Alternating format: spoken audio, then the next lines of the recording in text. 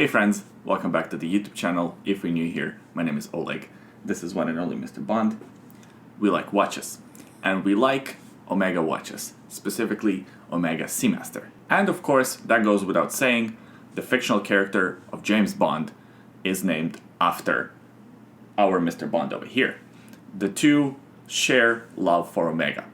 Now, every time a new James Bond movie comes out, first of all, Mr. Bond over here gets royalties, but second of all, a new Omega Seamaster is released, a James Bond edition of Omega Seamasters. I happen to have the very first James Bond Omega Seamaster, the Golden Eye.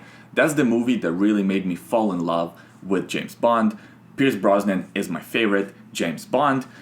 So that's the watch that I have. Basically, a new movie was supposed to come out end of 2020, No Time to Die. A lot of James Bond fans were really excited about this movie, including us. However, because 2020 is what it is, the movie got delayed until I think May or April of 2021. However, the new James Bond watch is still on the track to be released. In fact, it was released. So we got a chance to take a look at one, and in today's video we're going to try to review it. In my opinion, it's one of the most exciting Seamaster releases in the recent history. First of all, let's talk about the size. So the watch has a diameter of 42 millimeters. It's 48 millimeters from one lug to another. It has a 20 millimeter lug width, and it's only 12.2 millimeters thick, including that boxed and domed sapphire crystal. Now, I want to talk about this crystal right off the bat, because initially I was convinced it's an acrylic crystal. It looks so warm, the distortion angles are amazing. In my mind, I thought it was an acrylic crystal. When I learned it's actually a sapphire crystal, it just made it even more impressive. Of course, sapphire crystals are more durable, but it don't appear as warm. I think overall design of this watch is very warm, so that's what makes the crystal appear very warm. Another cool feature of this watch, the thing that everybody talks about, is the case and the band material. This one is made out of titanium, and that's the first thing you feel when you pick this watch up. If you ever held a titanium watch in your hand, it can be a bit of a mind trip, because your brain is telling you that the watch should be heavier, but it's not. It's very light. This one here being around 100 grams. Now, I've had that experience with the Seiko Snowflake and the Seiko Baby Snowflake. Both of these watches were titanium, so when I picked them up, both of them felt kind of weird because I was expecting them to be heavier, but they weren't.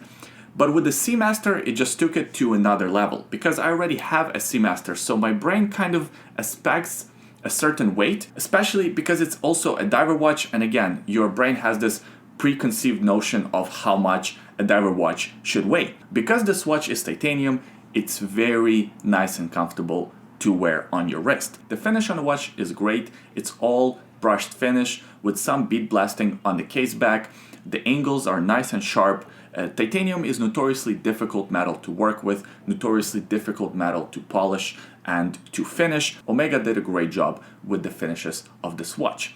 The overall aesthetic of titanium is a little bit more matted, a little bit muted as comparing to stainless steel, and I think that really works with the overall tactical nature of this watch. This watch is made for 007.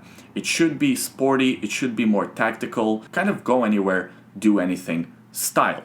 And I think this watch fulfills it really well. But I do have to say, this watch doesn't really fit as well with the suit, although in my personal opinion, none of the diver watches really fit with the suit. If you want to wear a watch with a suit, go for a dress watch. So I'm not a big fan of wearing diver watches with a suit already, and this one here, even though it has that nice match bracelet, it still doesn't really fit well with the suit.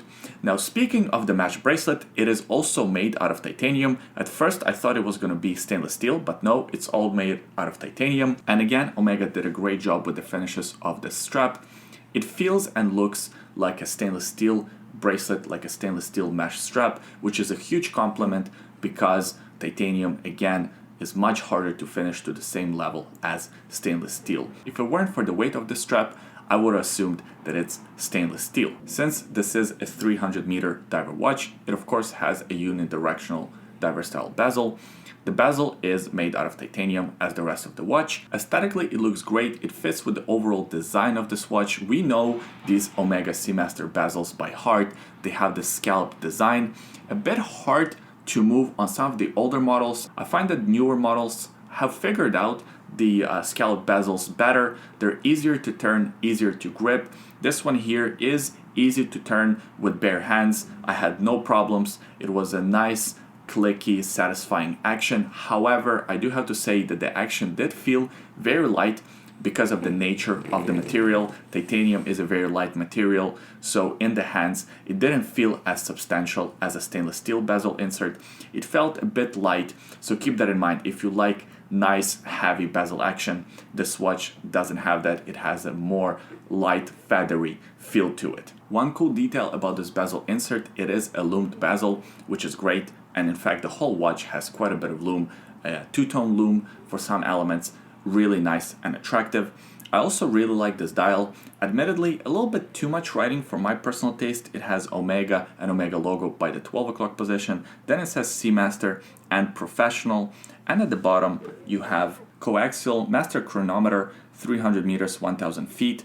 And then you have that arrow for the British military, from my understanding. I'm not too educated about all of this, so please forgive my ignorance, but I think that's a sign of British special forces or military or something like that. If you know exactly what it is, please leave a comment in the comment section below. Let me know and excuse my ignorance once again. And all the way at the bottom there by the 6 o'clock position, we have words Swiss made. It has an open rail track for seconds. The seconds hand reaches out all the way to the seconds running track, which is really nice. I like that red tip on the seconds hand, kind of matching the red writing Seamaster on the dial.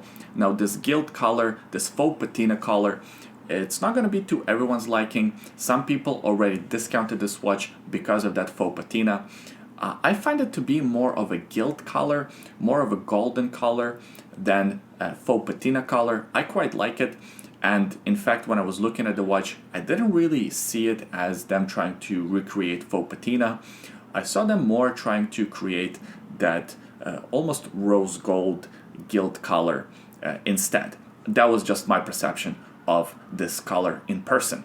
I also like the semi-skeletonized hands for the hours and the minutes. Overall, I really like this watch. As I said earlier, in my opinion, it's one of the most exciting Seamaster releases in the last few years. I also like that it's becoming almost its own entity. I mean, it is still part of Omega's Seamaster lineup. It is still a Bond watch. But for example, the mesh strap from this watch is now becoming a thing. It's becoming more of a trend, and you can see a lot of other watch manufacturers, as well as just watch enthusiasts, putting their watches on mesh straps. I didn't see that before this watch came out, and I think that really gave a boost to mesh strap wearing, which is cool, and it also makes this watch just a little bit more special. Now this watch, it's not cheap, and I think that is the biggest negative. It costs almost twice as much as your regular Seamaster Professional 300, which is quite a bit if you consider the fact that both of the watches have pretty much the same movement. The movement in this 007 edition is a reference 8806 automatic movement. It is a coaxial escapement movement, MATA certified master chronometer, which is a step above COSC certification. They test for a lot more things, not just accuracy. It has an incredible magnetic resistance, a free sprung balance with a silicone spring, and 55 hours of power reserve. It's a fantastic movement, but it's a movement that you can already find in your regular Seamaster Professional. So to step up to this watch, you have to really love James Bond movies. You really have to appreciate the design of this watch, and or both. I really like the watch. I think it's great that companies like Omega are experimenting with different materials, like for example that Dark Side of the Moon ceramic Speedmaster, and now we have this 007 Seamaster in titanium. It's really great to see, and I hope more of this innovation continues in the future.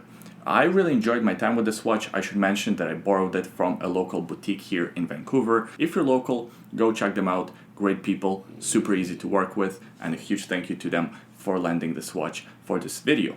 I appreciate you watching this review until the end. Please give it a thumbs up if you enjoyed it, subscribe to the YouTube channel, we release new videos every week, and leave a comment in the comment section below. Let me know what you think about this Omega Seamaster 007 edition, and who is your favorite James Bond. Mine is Pierce Brosnan, but you already know that. By the way, today on my wrist, I'm wearing my Omega Seamaster Pierce Brosnan GoldenEye edition. The review of this watch can be found on the channel. I will also leave it linked in the description below. Also in the description below there are a couple of other links. The first link is a secret link. Have a look if you're curious. The second link is a link to bondnativestraps.com. If you're looking for a great quality native strap and want to support this YouTube channel at the same time, buying one of these native straps is a great way to do so. Thanks for watching. I hope you enjoyed this video. I hope you had fun, and I'll see you guys next time. Bye. But you're convinced that you should be sitting on my lap. Okay. What do you want to do? What do you want to do, buddy?